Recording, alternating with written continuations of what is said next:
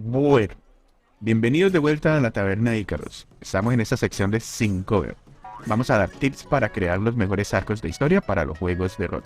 Por favor, entren, tómense en algo y escúchenos hablar mientras damos los tips. Voy a empezar con este tip que deben tener en cuenta cuando escriben algo. Esto no es como un libro donde tienes el control sobre todos los personajes, sino que hay estos personajes autónomos que son los jugadores, entonces las cosas no siempre saldrán al 100% como lo habrías pensado. Cuando un jugador descubra una forma muy rápida de dañarte todo lo que habías construido, es mejor resignarse y dejar el orgullo a un lado y dejar que lo intenten y si lo logran, lo logren. Esto brindará mucha satisfacción a los jugadores y de lo contrario, si te notan evitando que hagan sus ideas solo para mantener tu historia, será muy frustrante y será detrimento para la campaña. Incluso el escuchar a tus jugadores puede mejorar tu historia. Muchas veces nos encontramos que las teorías de los jugadores suelen ser mejor de lo que hemos pensado para la historia. En ese momento hay que mantener la mente abierta y aprovechar todo ese material que los jugadores nos están dando y aportando a la historia. El segundo tip podría referirse a ir revelando de forma lenta la historia, ir de menos a más, de pequeños detalles a la gran historia. No es bueno desenmascarar el villano desde el capítulo 1. Hay un sistema que es Forbidden Knowledge, es de los mejores sistemas que he visto que manejan las leyendas. Habrán leyendas que escuchen los personajes que podrá tener o toda la verdad, o parte de la verdad, o completamente ser mentira. Pero los jugadores nunca van a saber hasta el momento que tú quieras revelar lo que es la verdad. Ir de menos a más es lo mejor cuando vas a empezar a generar estos arcos de historia. Y también mantener cierta tensión de misterio, que sucedan cosas sin explicación y poco a poco utilizando fragmentos que vayan leyendo, PNJs que solo sepan fracciones de lo que sucedió y revelando, mantendrá mucho el interés en tu historia por parte de los jugadores. Otro tip es uno que usted ya dijo de leer a tus jugadores y se lo tiró. Bueno, pues, así verdad. Yo cuando dije lo de leer a tus jugadores es más cuando botas la historia, pero lo que ellos quieren es el lore, es el lore, es el lore, es el lore. Entonces ellos, sin decírtelo, te están diciendo que no le importa la historia, sino el lore. O lo contrario, que uno quiere mandar es un tesoro para equiparlo. Y ellos, sí, el tesoro no me importa, pero ¿de dónde viene el tesoro? ¿Quién tuvo ese tesoro? Entonces lo que le importa a esos jugadores es la historia, ¿sí? Mirar los gustos de los jugadores. Una leyenda 100% falsa. No, lo que pasa es que has tenido malas experiencias, es diferente. Bueno, otro tip es leer a tus jugadores, ir dándote cuenta de qué es lo que más les interesa, y puede ser el oro, conocerlos y darles un poco de lo que quieren a ciertas dosis, los mantendrá más contentos e interesados en la campaña. Este tip está muy asociado con lo que menciona Dankram, que es siempre tener una meta fija en tu mente, en tu historia. Pero ten suficientemente la mente abierta para saber que hay diferentes caminos. Muy probablemente los jugadores vayan a coger un camino que no has pensado, pero no se pierda el objetivo durante la historia. Lo puedes ir modificando poco a poco, pero no se pierde el objetivo porque es muy frustrante llevar una aventura como jugador y no saber para dónde vas. A largo plazo no genera gratificación en tus jugadores. Hay unas técnicas para crear guiones, historias muy conocidas que se llama el camino del héroe. Si este video llega a 30 likes, podemos extender esas técnicas y otras que hay para crear aventuras. Aquí son tips, pero eso ya son técnicas organizadas como un paso a paso o esquemas de cómo crear una aventura. Así que esperamos sus likes si quieren ver ese video. Ahora, siguiente tip.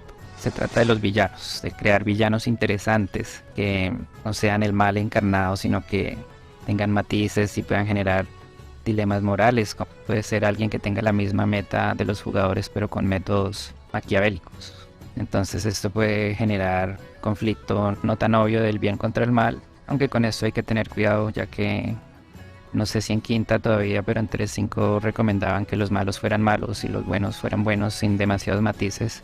Depende de cómo quieras llevar tu campaña. Pero un buen villano también es alguien que le quite algo a tus jugadores. No solo algo físico, sino puede ser la dignidad, puede insultarlos, ser humillante, humillar a alguien a que ellos quieren. Eso generará un odio casi real que hará mucho más memorable el momento en que lo derroten. Tengo un ejemplo sencillo de un villano que mató a uno de los personajes y se voló, se escapó. Entonces el personaje ya al revivir quedó con esa espina de que lo habían derrotado sin haber podido hacer nada y creció un odio y ahí se formó un conflicto que fue interesante. Los giros argumentales. Hay que tener mucho cuidado que no sean completamente inesperados. No es lógico que un personaje bueno se vuelva desde la noche a la mañana malo sin avisarlo antes. La idea es mantenerse, que el giro sea un poco inesperado pero tenga lógica. Si ya era obvio que venía volviéndose malo, no es un giro. O sea, tenía que haber dado ciertas pistas, pero muy escondidas, de que estaba dándose ese cambio, que le dé lógica una vez haya sucedido. Venga, este se volvió malo, no lo esperábamos, pero mire, ay, sí, la otra vez pasó esto, pasó esto. Entonces ahí es como un giro bien hecho. Evitar el Deus Ex Machine, la llegada de las águilas no es un buen recurso para usar. Ya como último recurso y para un bien mayor, llámese salvar la campaña y seguir jugando, pues ahí sí recurrir al Ex Machine, pero es algo que tienes que valorar mucho, colocarle una balanza. ¿Prefieres usar eso o prefieres que la aventura termine de una forma abrupta? Listo. Otra cosa es la estructuración que tengas de tu historia, tener bien anotado las cosas importantes, y esto hace que al momento de improvisar, por ejemplo, cuando un PNJ que solo tenías para que les diera una dirección termina siendo de vital importancia para la historia, puedes cuadrarlo con lo que tenías anotado y así evitar que queden huecos en la historia, incongruencias, y ser mucho más interesante que este personaje tenía que ver con algo que ya había pasado a pesar de que no estaba planeado, dándole mucho más sazón a las historias. Tengo un ejemplo de nuestro primer máster, una campaña que duró 5 años. En el inicio la party fue salvada por un fénix que los ayudó en una pelea, los revivió, y esto duró siendo un misterio durante todo el tiempo, y en la última batalla todo cuadró, todo fue bien cuadrado para explicar cómo el fénix en ese momento se había viajado en el tiempo y nos había salvado para que ese momento del final llegara. Aunque cabe aclarar que hay que tener cuidado con los viajes en el tiempo. Lo más peligroso es viajar por el tiempo. Incluso entre 5 los manuales advertían no usar viajes en el tiempo para las campañas.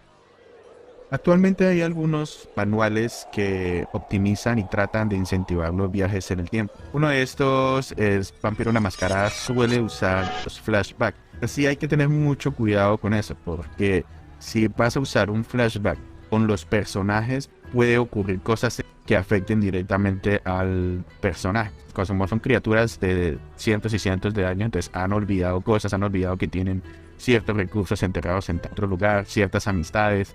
Entonces lo suelen manejar más por ese lado. Sin embargo, hay otra técnica que es usar los flashbacks en el pasado con otros personajes. Así los jugadores pueden expresarse mejor o pueden tener más libertad y hay menos miedo que ocurra alguna paradoja. Incluso pueden manejar esos PNJs con las características que tienes en ese momento con su personaje principal. Otra opción es usar personajes secundarios que estén en otra línea de tiempo. Es otra de las técnicas que se suele manejar. Pero sí tener mucho cuidado con los viajes en el tiempo. Sobre todo si son al pasado. Otra cosa es para las personas que sueñan, anotar algunos sueños y usarlos como fuente de inspiración, como por ejemplo lo ha hecho para algunos arcos de historia el creador de One Piece. Por último, los arcos de historia no deben estar centrados en un solo personaje. Por muchos motivos. Uno de ellos, si llegan a una situación crítica en la historia y ese personaje no puede jugar, el personaje muere o decide no continuar con la campaña, la historia va a quedar muy lastimada. Eso por un lado a nivel de la historia. Sin embargo, los otros personajes van a pensar que tienen un papel secundario, que son actores de reparto, y eso no está nada bien. Recordemos que los jugadores son los protagonistas de la historia y los jugadores como equipo. Y yo pienso que se pueden entrar pequeños arcos de cada personaje, porque ellos, a pesar de que tienen un fin común, cada personaje tiene sus motivaciones, y darles pequeños arcos de protagonismo sí es muy interesante, pero no el arco total, el arco central centrado en un solo jugador. Bueno, gente, si llegaron hasta esta parte del video, supongo que les gustó, de que consideren suscribirse para continuar escuchando estos temas, aprendiendo, compartiendo lo que ustedes sepan, y nos vemos en la próxima. Y ya saben, si alcanzamos 30 likes en este video, vamos a hablar sobre las diferentes técnicas para crear aventuras o historias. Bueno, gente, chao, chao.